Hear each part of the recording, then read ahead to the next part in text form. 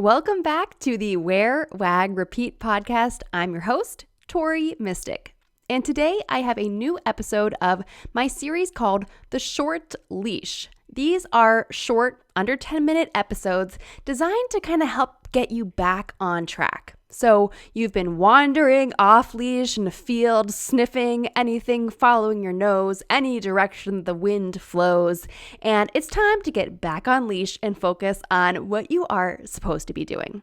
I know personally it's hard for me to focus. Just this morning, I wasted I didn't waste. Let me rephrase that. I spent about 2 hours doing something that was not on my to-do list. It was something I was trying to hold off until June 1st to start, but I just couldn't help myself. And this morning I spent 2 hours doing this task, this internal linking task on my blog, which is a topic for another day. It's actually a topic for another quarter because we're still in Q2, which means we are still focused on our email marketing. So let's dive into this conversation for today. I want to share with you kind of a cool idea that I came up with. I think it's pretty cool. So my last 2 guest experts that I've had on the podcast, the previous one, my first guest of Q2 was Carrie Fitzgerald. We talked about how to create your email welcome sequence. And Carrie told us all about 5 emails that you gotta have in your welcome sequence when new people sign up for your list.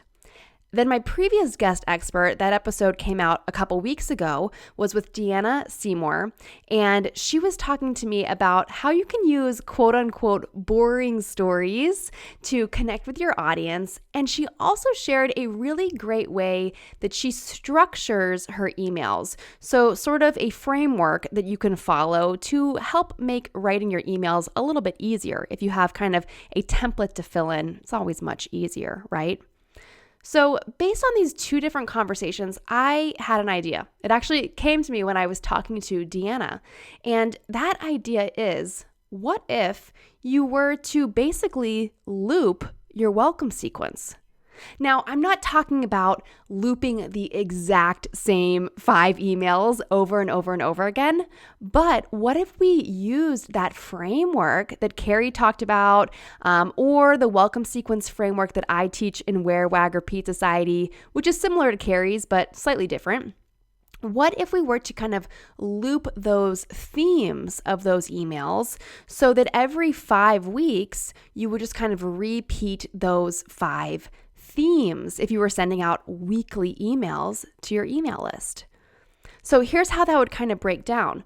The first email that you would send out in this 5-week rotation would be sharing valuable free information or a discount. So this would be like your lead magnet email that you send out, except you'd be sending it to people who were already on your list, rewarding them for being on your list by sharing free stuff or some kind of discount with them.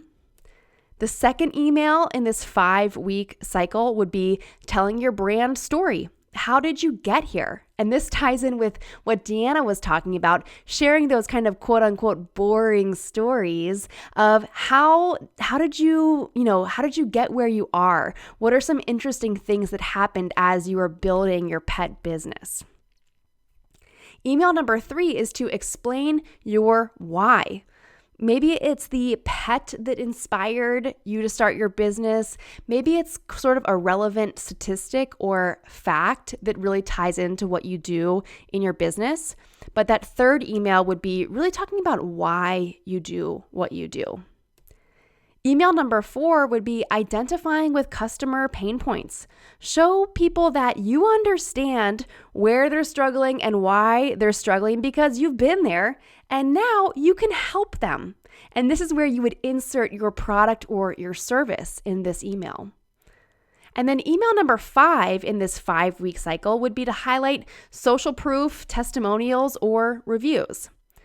I know that for me, I feel like I always kind of get stuck in this cycle of just continuously sharing interesting, funny stories. And I don't always feel like I have a real strategy behind my emails or I don't feel like I'm always taking people on like a buyer's journey.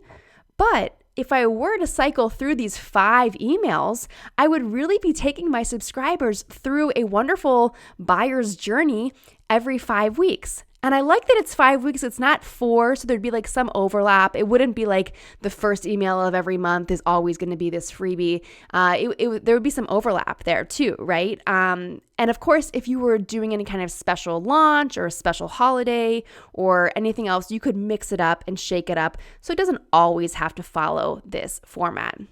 But I just want to throw it out there in case you are struggling with what to send every week, or if, oh no, maybe you haven't emailed your people in quite a while. If you were to follow a format like this, you could really pre-write a lot of these emails, schedule them to go out throughout the summer, and free up more time for you to hang out with your pets or go on adventures or go on vacation or just read a book in the backyard in the afternoon, because it is summer and we do have our own businesses so that we can hopefully have some fun every once in a while. So if scheduling out your emails following this 5 email cycle helps you do that, I think it's a great idea. I'm going to try it out. Now, combine this with Deanna's framework that she has for her emails. Go listen to that episode if you didn't yet, because Deanna is just so creative and cool, and I love that episode. But she has this great framework of telling your little story, your quote unquote boring story, right? And then she uses a GIF as a sort of funny transition in the middle. And then she ties that story into something about her business. So fun, cute little story, a funny little GIF, and then tying it into something about your business. And bada bing, bada boom, you got a really great email strategy. So I think this is something you could use for the rest of the summer. Again, I just wanted to share with you a quick little idea on this episode of The Short Leash. Starting next week, we are already in the month of June, and I am really excited to continue this email marketing theme. I have another guest expert interview coming for you next month, and in Wear, Wag, Repeat Society, we are focusing on a cold subscriber scrub.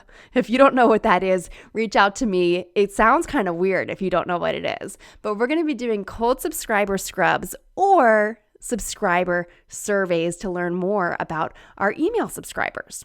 So if you would like to join Wear, Wag, Repeat Society, membership will be open at the end of June. So this is just your little 1 month heads up that if you want to access all of the awesome email marketing resources we have in there from this quarter, new members get access to all of the archives. So you would have all of that plus the past 3 years of amazing evergreen lessons.